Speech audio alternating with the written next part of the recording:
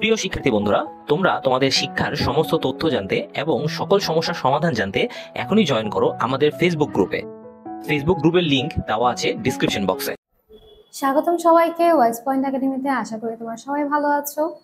আজকে আমরা আলোচনা করব নবম শ্রেণীর বাংলার সপ্তম অধ্যায়ে পৃষ্ঠা নম্বর 214-তে যে প্রশ্নগুলো রয়েছে তার সমাধান নিয়ে।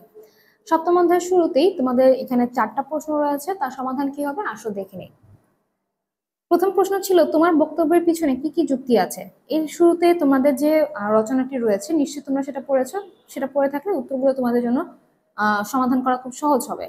আর যদি তোমরা অনুচ্ছেদটা না পড়ে প্রশ্নের উত্তর করতে চাও সেক্ষেত্রে বিষয়টা কঠিন হয়ে যাবে। তাই তোমাদেরকে অনুরোধ করবো, প্রশ্নের উত্তর লেখার পূর্বে ওই তোমাদের বইয়ে 114 নম্বর পৃষ্ঠার আগে যে ছকটা যে অনুচ্ছেদটা রয়েছে বা যে রচনাটি রয়েছে সেটা একবার অবশ্যই পড়ে নিবে।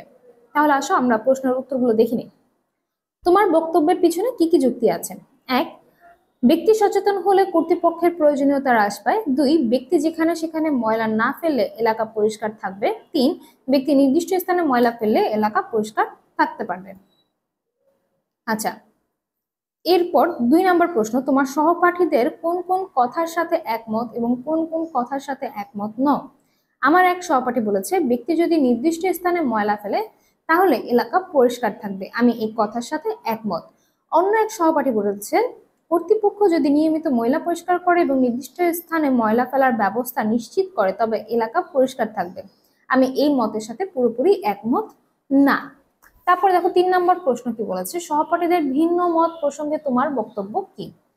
সহপাঠীদের ভিন্ন মত প্রসঙ্গে আমার বক্তব্য স্পষ্ট যে একটা আলোচনায় পক্ষে বিপক্ষে মতামত আসতেই পারে।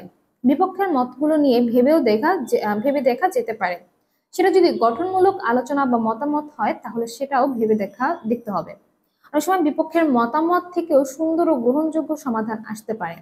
অন্যের মত গ্রহণ করার মানসিকতা আমাদের সকলের থাকা প্রয়োজন। এই ছিল 3 নাম্বার। সর্বশেষ 4 নাম্বার প্রশ্নটা কি বলেছে দেখো, আলোচনার পরিপ্রেক্ষিতে তোমার মতের কোনো পরিবর্তন করতে চাও কিনা, কেন চাও কিংবা চাও না কেন সেটা লিখতে হবে। আলোচনার পরিপ্রেক্ষিতে আমি আমার মতের পরিবর্তন করতে চাই। আমার সহপাঠীদের অত্যন্ত চমৎকার ও গঠনমূলক আলোচনা করেছে। তাদের আলোচনার প্রেক্ষিতে আমিও আমার তৃতীয় সহপাঠীর বক্তব্যের সাথে একমত পোষণ করছি। কেননা এলাকা পরিষ্কার রাখার দায়িত্ব যেমন কোনো ব্যক্তির একার না তেমন কর্তৃপক্ষেরও একার না।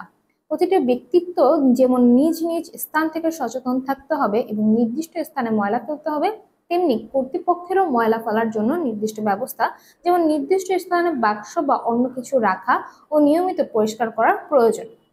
তাহলে এই ছিল তোমাদের 4টি প্রশ্নের সমাধান। আশা করি তোমরা বুঝতে পেরেছো। তো এটা হচ্ছে তোমাদের একটা ধারণা দেওয়ার জন্য প্রশ্নগুলোর উত্তর লিখে দেওয়া। তোমরা তোমাদের মতো করে তোমাদের ভাষায় তোমাদের পক্ষ বিপক্ষ বিষয়গুলো নিয়ে লিখতে পারো। তোমাদের ভিন্ন মত থাকলে সেটাও লিখতে পারো, তবে এটা শুধুমাত্র তোমাদের একটা ধারণা দেওয়ার জন্য। হুবহু তোমরা চাইলে এটাও লিখতে পারো। তো এই ছিল আজকের ক্লাসের আলোচনা। আশা করি তোমরা বুঝতে পেরেছো। পরবর্তী ক্লাসে পরবর্তী 216 নাম্বার ছকের সমাধান নিয়ে তোমাদের সাথে আলোচনা হবে। সে পর্যন্ত সবাই ভালো থাকবে। ধন্যবাদ সবাইকে।